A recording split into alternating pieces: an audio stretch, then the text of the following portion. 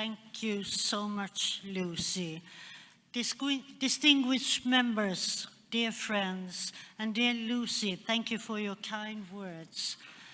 It is a welcome pleasure to be able to address you with good news. I would like to begin by expressing my heartfelt joy at the recent release of C.R.A. Tishanovsky and other Belarusian political prisoners. This long-awaited development is both deeply encouraging and a powerful reminder of the importance of international solidarity. On behalf of our Assembly, I extend warm greetings and heartfelt support to C.R.A., to Svetlana, and to all those who have regained their freedom. We also offer our sincere thanks to the United States for its vital role in helping to make this possible. Turning now to a broader purpose of today's meeting, I'm honored to speak to you in my capacity as Rapporteur of our Assembly's General Committee on Democracy, Human Rights and Humanitarian Questions. As you have all taken the time to review my report and the resolution before us, which I truly appreciate, I would like to take this opportunity to reflect on the priorities I have chosen to highlight.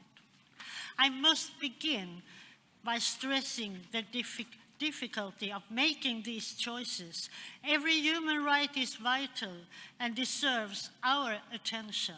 However, given the current circumstances, I believe that some issues demand our particular focus.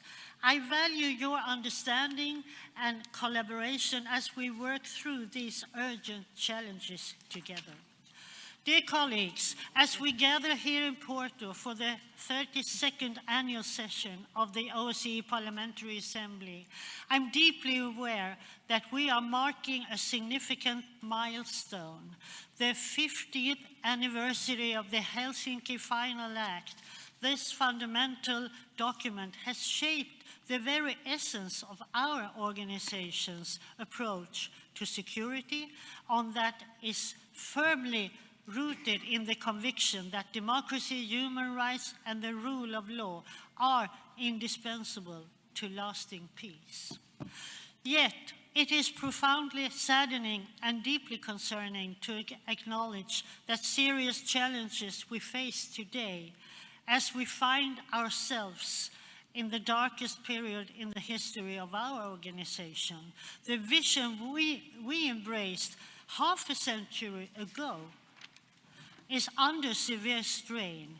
We confront a war raging in Europe, grave violations of international humanitarian law and human rights, and a troubling erosion of democratic freedoms. This rule of law is increasingly threatened, replaced by repression and force. Independent media are silenced, civil society faces brutal crackdowns, dissenting voices are suppressed, and vulnerable groups are targeted with growing hostility. The war in Ukraine, now entering its fourth year, stands at the starkest example of these challenges. The humanitarian toll is devastating, millions displaced, thousands of civilians lost, and children enduring unimaginable suffering. Continued reports of war crimes, including the unlawful deportation of children, demand our urgent coordinated international response and our unwavering commitment to justice and accountability. Elsewhere, we witness critical crises unfolding on the borders of our region. The humanitarian catastrophe in Gaza has reached truly catastrophic levels. The loss of life, the vast human suffering, the destruction of infrastructure, the millions displaced, and the lack of humanitarian aid make this the deadliest conflict we have seen in recent history. Among these tragedies, over 100 hostages are still being held in Gaza, with growing uncertainty about their condition and no confirmation of whether many are still alive. Moreover, the broader regional fallout threatens stability and human rights far beyond the immediate area. These conflicts must compel us to prioritize adherence to international humanitarian law, protection of civilians, and accountability for violations. Ultimately, it is the people, those we represent as elected officials, who bear the heaviest burden, and all too often they pay with their lives. Another central focus of my report and resolution, as you will have seen, is the protection of fundamental freedoms, freedom of expression, assembly, and association, which we all know form the very foundation of any functioning democracy. Yet, these freedoms continue to be increasingly under threat in many OSCE participating states. The crackdown on independent media, the persecution of journalists, the targeted suppression of political opponents, as well as the rapidly shrinking space for civil society are deeply alarming. In too many instances, we see dissent being criminalized, protests violently suppressed, and civil society organizations branded as foreign agents to silence them. When fundamental freedoms are under attack, minorities and vulnerable groups suffer disproportionately. This is why my report and resolution also emphasize the ongoing threats to the rights of minorities. Legislative measures targeting LGBTI individuals, refugees and migrants, and religious minorities continue to be fueled discrimination and violence across the OSCE region. As parliamentarians, we have a duty to represent all people, regardless of religion, sexual orientation, ethnicity, or gender, and to tirelessly advocate for laws and policies grounded in respect, inclusion, and human dignity for all. Closely connected to this issue of gender is the issue of gender equality, which I have made a central focus of my report, as it is also a matter of deep personal importance to me.